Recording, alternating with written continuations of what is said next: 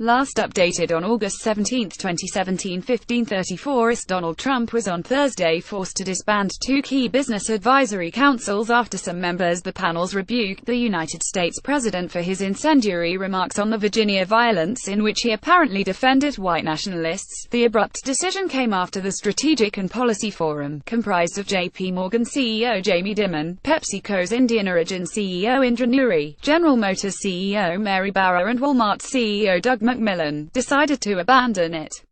The Strategic and Policy Forum and the White House Manufacturing Jobs Initiative were both dissolved amid a string of resignations from the chief executives of top American firms over his ambiguous response to the violence in Virginia.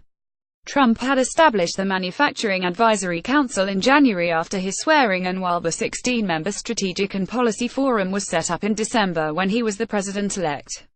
Rather than putting pressure on the business people of the Manufacturing Council Strategy Policy Forum, I am ending both. Thank you all, Trump said in a tweet. As many as 11 CEOs in the advisory councils have quit so far. A majority of them resigned after criticism mounted over Trump's less than encouraging response to the weekend violence in Charlottesville, Virginia, where a car rammed into a crowd peacefully protesting against the rally by white supremacists, killing a 32-year-old woman. Trump in his remarks had blamed both sides for the violence. Earlier in the day, members of the Strategic Policy Forum in a joint statement said that intolerance, racism and violence have absolutely no place in the country and are an affront to core American values. The President's Strategic and Policy Forum was conceived as a bipartisan group of business leaders called to serve our country by providing independent feedback and perspectives directly to the President on accelerating economic growth and job creation in the United States, the members said. We believe the debate over forum participation has become a distraction from our well-intentioned and sincere desire to aid vital policy discussions on how to improve the lives of everyday Americans, they said. In a joint statement, the CEOs noted that job creation and supporting an inclusive pro-growth agenda remained important to the country's progress. As such, the president and we are disbanding the forum, they said.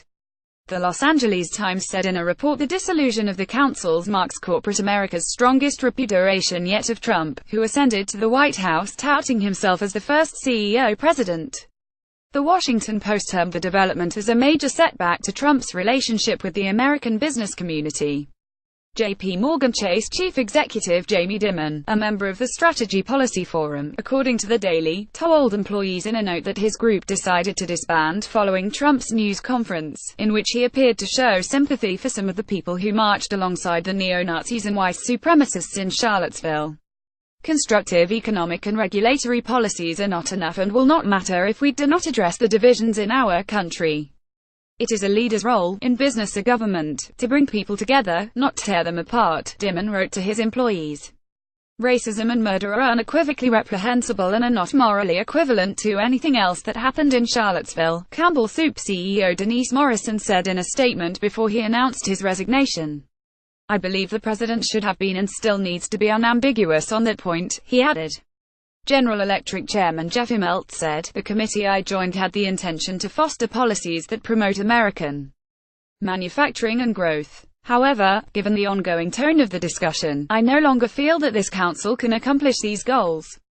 The president's most recent statements equating those who are motivated by race-based hate with those who stand up against hatred is unacceptable and has changed our decision to participate in the White House Manufacturing Advisory Council, said Johnson & Johnson chief executive Alex Gorsky, who had previously said he would remain on the Manufacturing Council to have a voice at the table. Copyright 2017 PTI.